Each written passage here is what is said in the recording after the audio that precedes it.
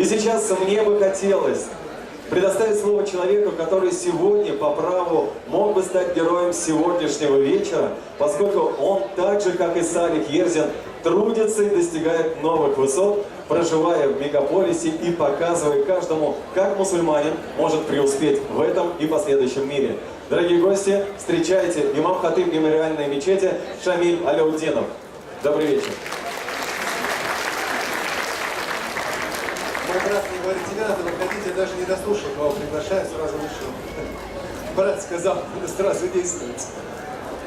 Активность по этой теме у меня 5 минут, и, наверное, все-таки поделюсь с вами маленькой частичкой внутреннего мира.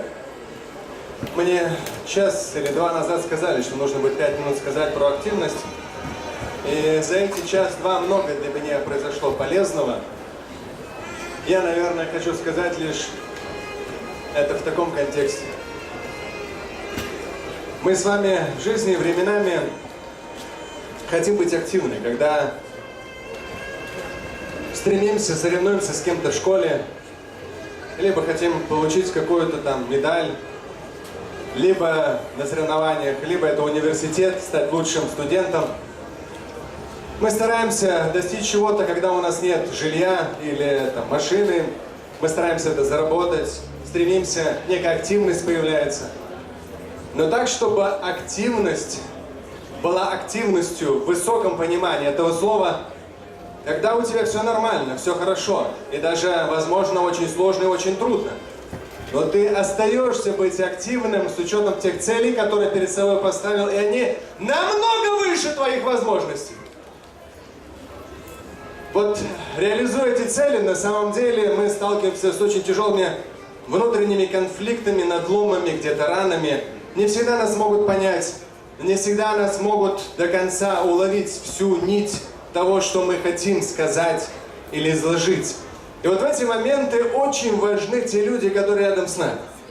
Сегодня на сцене оказалось 2 человека. За эти годы именно эти 2 человека оказались в один вечер на одной сцене. И мне не передать слова моего глубокого уважения к ним. Это, начну с того человека, которого я знаю больше всего. Это моя родная мама. И я уже знаю ее 45 лет. И, конечно же, возможно, не так часто прямо-таки много внимания уделяю, больше где-то сосредотачиваясь на каких-то целях земного или вечного характера, но все же чувствует, что мама к тебе хорошо относится, что мама всегда тебя поддержит, скажет доброе слово. Это очень важно, и причем, что она на протяжении многих лет, 65 лет, она очень активна. Активна. У нее 2 сына, у нее 10 внуков, но она не сидит дома, она активна.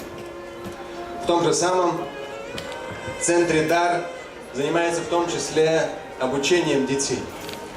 И ей моя просто безмерная благодарность и божественное благословение ей, чтобы эта активность в здоровом теле, здорового духа и пользы людям продолжалась еще многие годы, десятилетия. И второй человек, которого я тоже очень много лет знаю, под его руководством работаю с 1991 года, даже сегодня эфир включил, и некоторые спрашивают, а кто это, То есть я полностью всю речь моего руководителя транслировал. Я говорю, как кто? Это непосредственно мой прямой начальник, муфти шейх Равиль Гайнуддин, председатель Духовного управления мусульман Российской Федерации.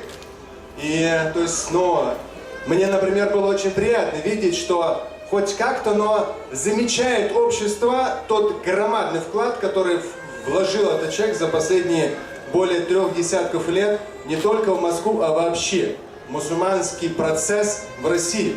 Потому что тот же самый появился ТОП-50, где его поставили на первое место. Это, хоть как-то, но замечено, что этот человек внес громадный вклад.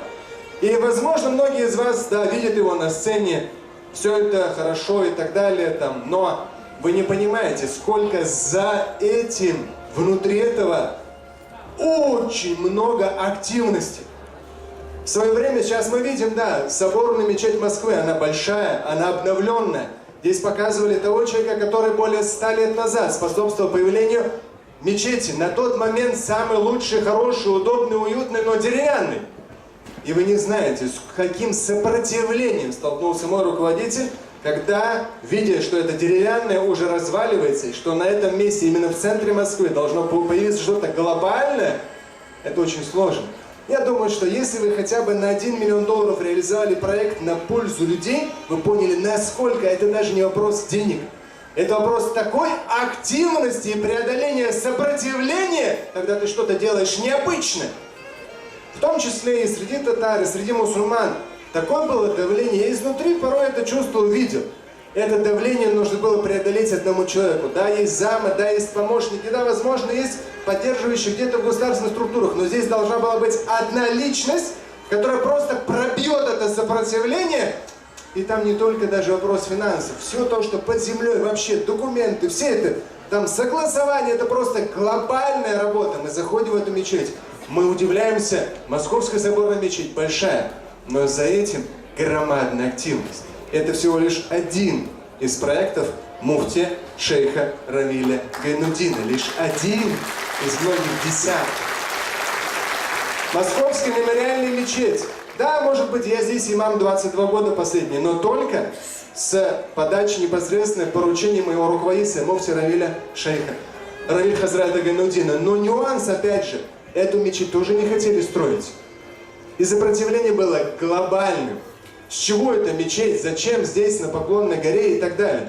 И опять же, это должна была быть такая, от моего руководителя, муфтия шейха, такая активность, чтобы преодолеть. И поймите, услышьте меня, я с небольшими проектами тоже сам сталкиваюсь. С небольшими, не такого масштаба.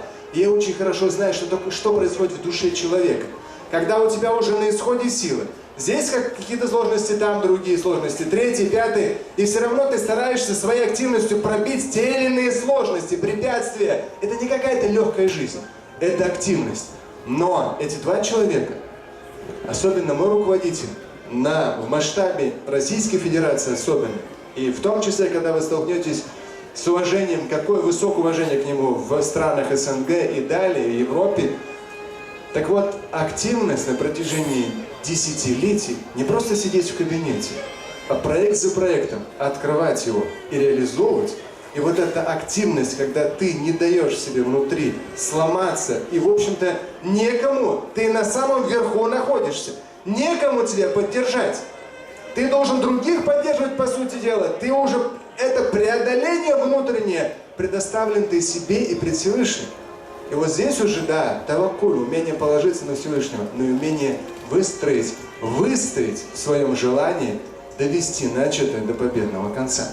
Поэтому божественное благословение этим двум личностям, особенно моему руководителю, чтобы еще десятилетия он также проект за проектом открывал, начинал.